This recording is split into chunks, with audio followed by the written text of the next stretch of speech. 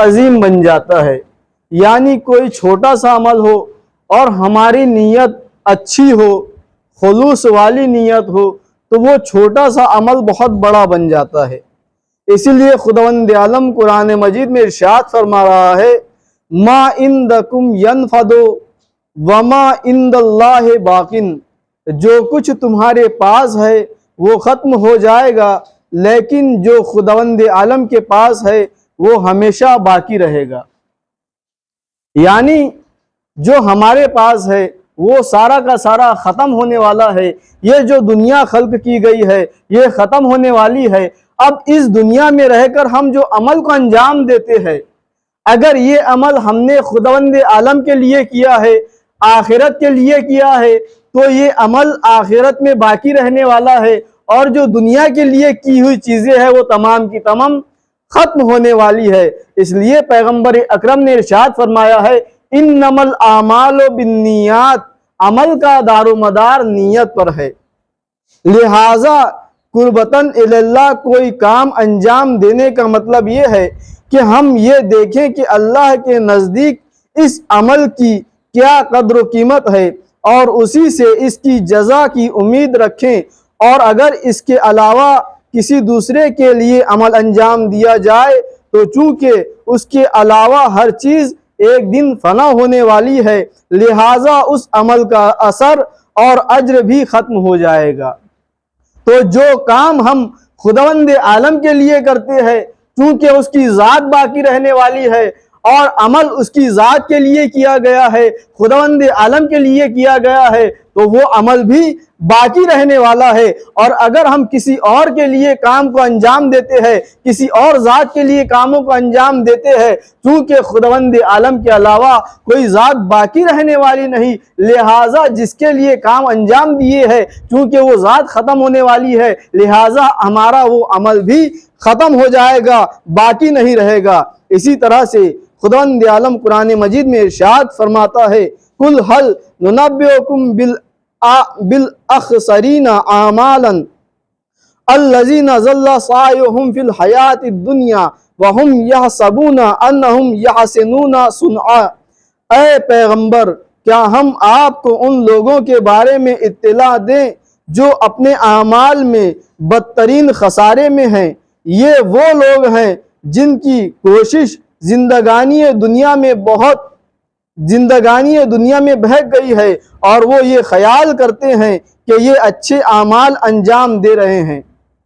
یعنی جو صرف اور صرف دنیا کے لیے عمل کو انجام دیتا ہے، صرف دنیا حاصل کرنے کے لیے عمل کو انجام دیتا ہے، خداوند عالم کہہ رہا ہے کہ یہ دنیا میں بہک گئے ہیں اور صرف دنیا کے لیے عمل کو انجام دیتے ہیں، اور یہ ہمیشہ خسارے میں رہنے والے ہیں۔ اسی طرح قرآن مجید نے یہ یاد دہانی کرائی ہے کہ جو لوگ آخرت اور جنت کی دائمی نعمت کے خواہش مند ہے وہ انہیں نصیب ہو جائے گی، لیکن جو لوگ دنیا کی فکر میں رہتے ہیں انہیں آخرت میں کچھ بھی ملنے والا نہیں ہے، اور وہاں وہ گھاٹا اٹھانے والے ہیں۔ یعنی دنیا میں رہ کر صرف اور صرف دنیا کے لیے کام کرنا، جو دنیا کے لیے کام کرتا ہے وہ گھاٹے میں رہنے والے ہیں، لیکن جو دنیا حاصل کرتے ہیں دین کے لیے، جو دنیا حاصل کرتے ہیں آخرت کے لیے، وہ دنیا میں بھی کامیاب رہنے والے ہیں اور آخرت میں بھی کامیاب رہنے والے ہیں۔ اس لیے کہ عمل کا دار و مدار نیت پر ہے۔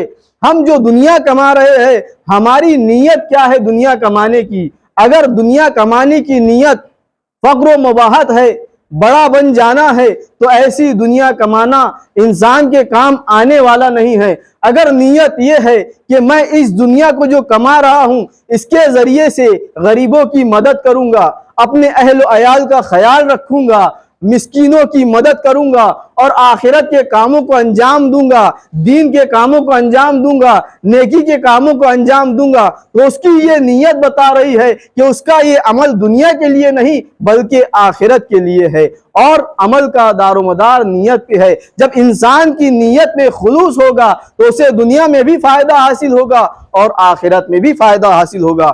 صلوات پڑھیں محمد و آل محمد پر۔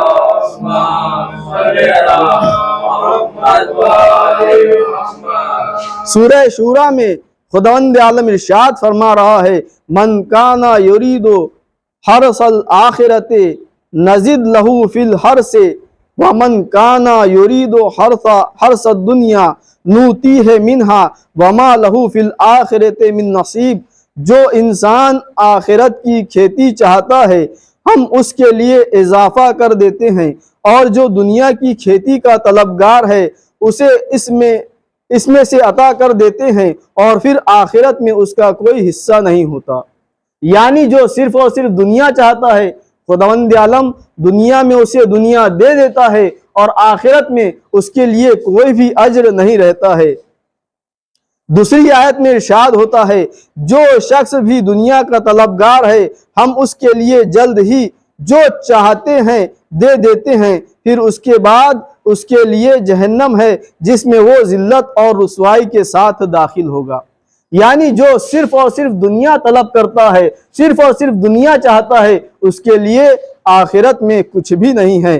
انسان کے اعمال پر اس کی نیت کے کیا اثر ہوتے ہیں اس بارے میں پیغمبر اکرم نے یوں ارشاد فرمایا ہے انما الاعمال بالنیات وانما لکل امرئ ما نوى فمن كان ہجرته الى الله ورسوله فہجرته الى الله ورسوله ومن كان ہجرته الى دنیا یصیبها او امرأة ينكحها فہجرته الى ما ہاجر الیہ۔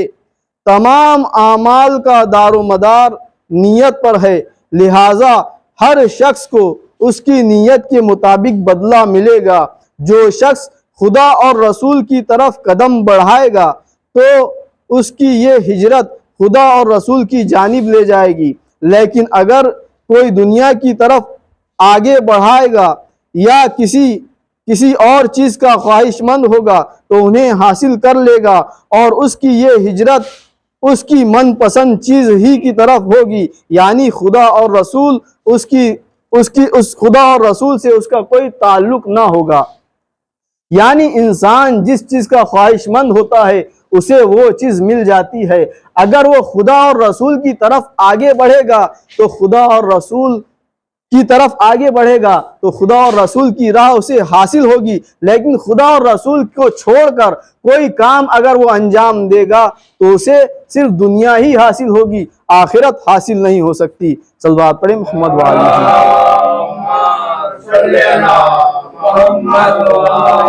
محمد۔ لہٰذا خلوص نیت کے لیے یہ بات نہایت ضروری ہے کہ جتنے بھی ہم کام کو انجام دیتے ہیں، جو بھی کاموں کو انجام دیتے ہیں، ان کے آغاز سے پہلے ہر انسان خدا اور رسول کی خوشنودی کو پیش نظر رکھے، تاکہ اس کا یہ عمل خدا اور رسول کے نزدیک مقبول ہو کہ ہمیشہ ہمیشہ کے لیے اس کے نامہ اعمال میں درج ہو جائے۔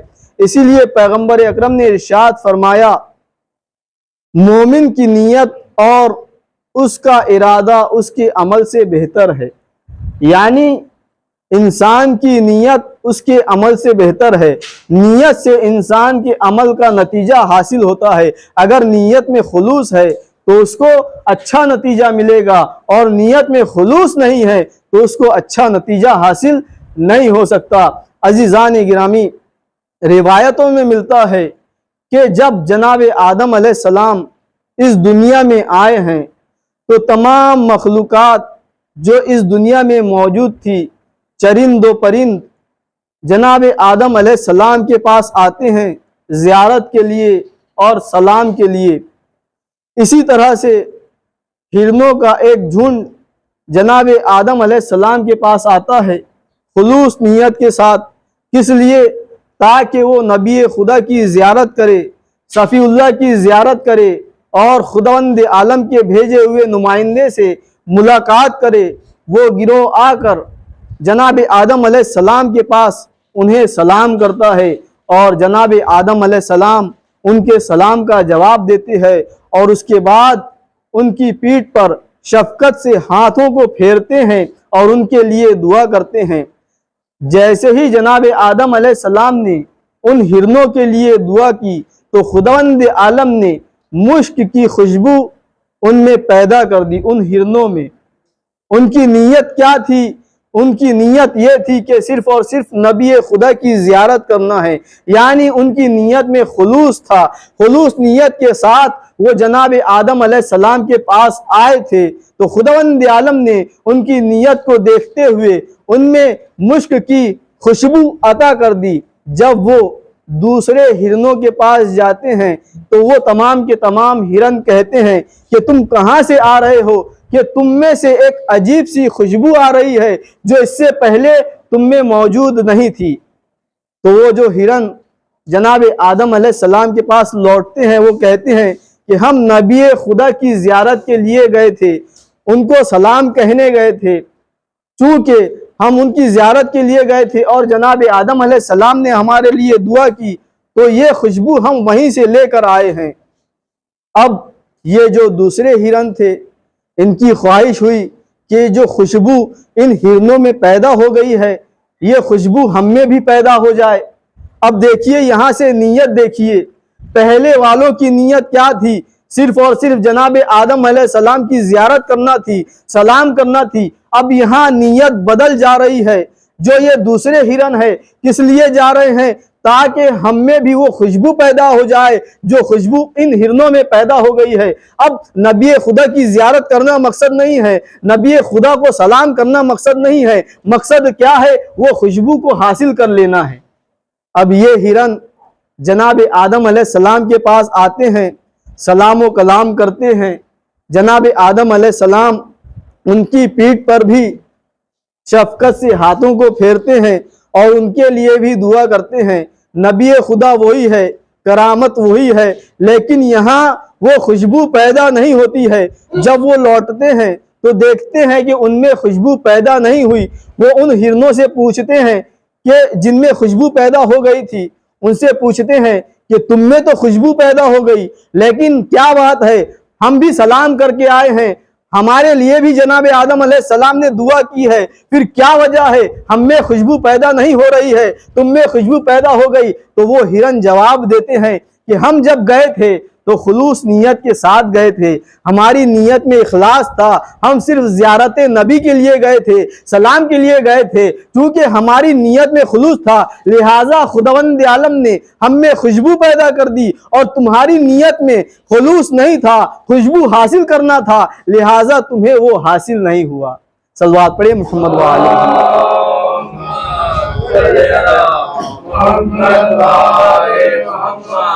یعنی جب انسان صرف اور صرف دنیا چاہتا ہے، دنیا کے لیے کام کرتا ہے تو اسے دنیا بھی حاصل نہیں ہوتی اور آخرت بھی حاصل نہیں ہوتی، لیکن جو انسان آخرت کے لیے دنیا کو کماتا ہے تو اسے دنیا بھی حاصل ہوتی ہے اور آخرت بھی حاصل ہو جاتی ہے۔ صلوات پڑھیں محمد وعلی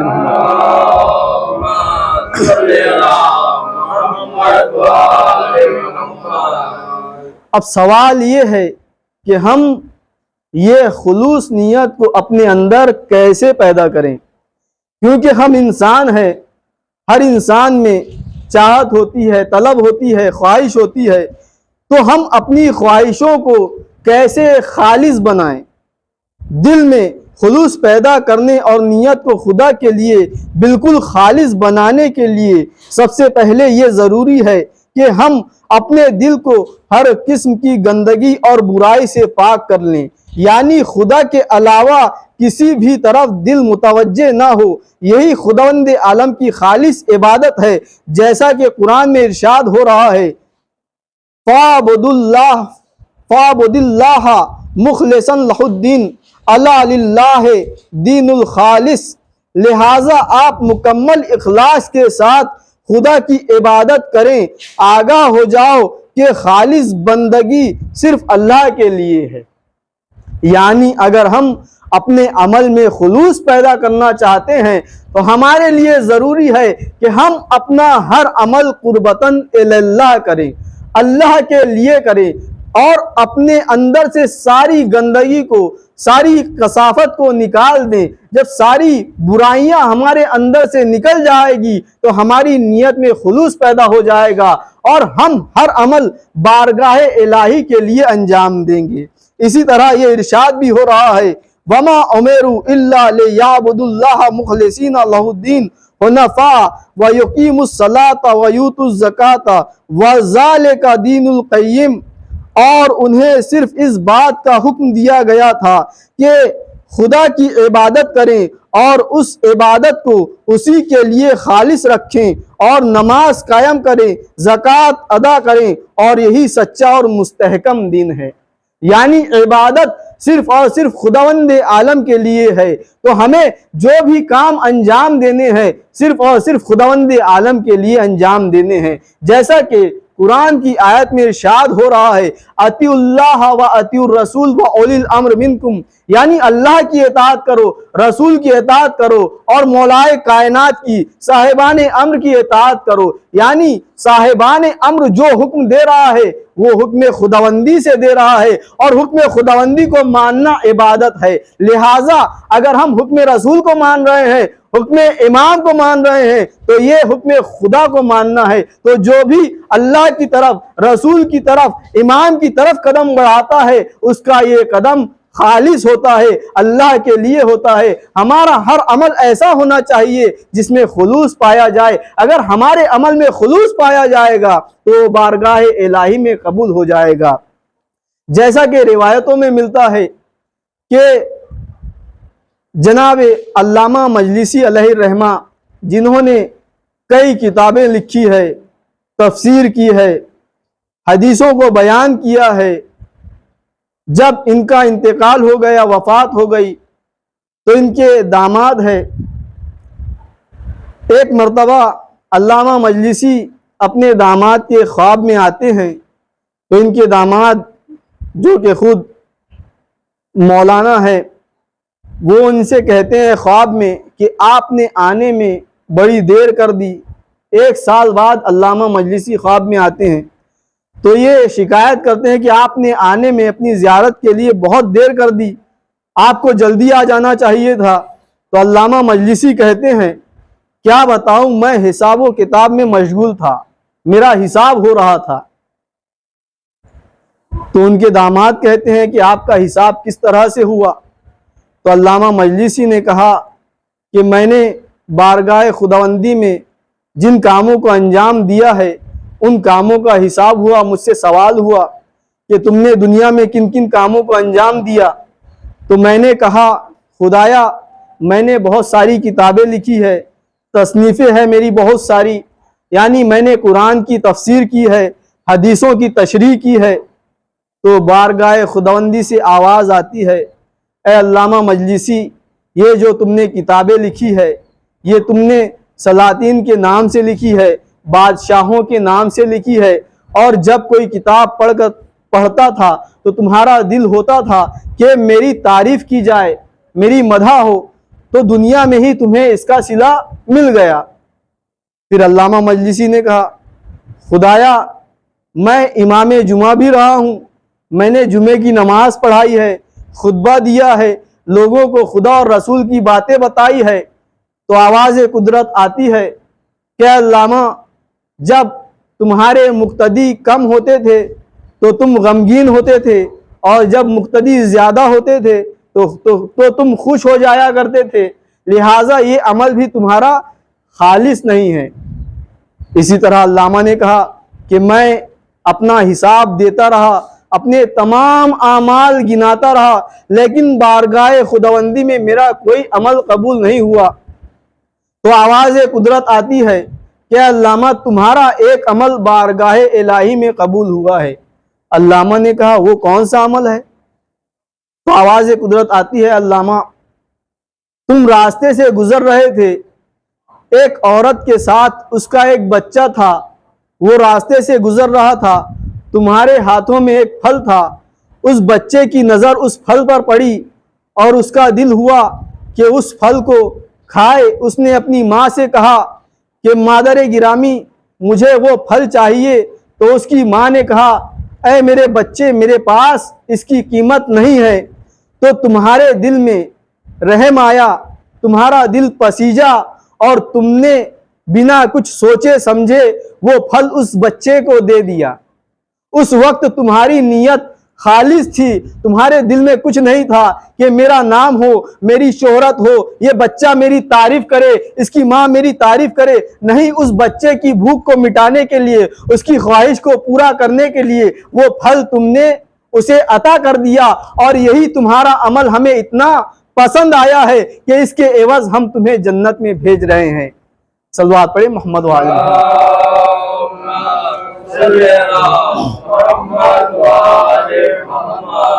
معلوم ہوا بارگاہ خداوندی میں وہ عمل قابل قبول ہے جس میں خلوص پایا جائے، جس میں اخلاص پایا جائے۔